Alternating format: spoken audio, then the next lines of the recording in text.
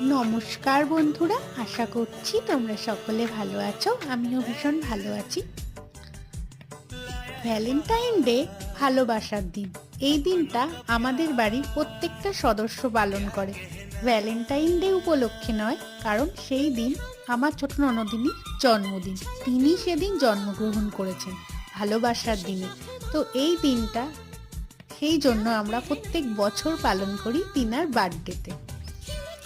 তো বার্থডেতে তো ছিল ইয়ামি ইয়ামি খাবার। কেকটা তো দেখে বুঝতেই পেরেছো কি সুন্দর কেকটা, দেখতে না খেতেও দুর্দান্ত ছিল।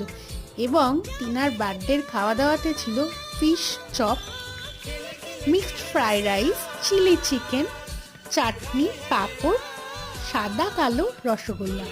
দুর্দান্ত টেস্টি টেস্টি খাবার ছিল। তো সকলে মিলে পরিবারের এই দিনটা আমরা সেলিব্রেট করি।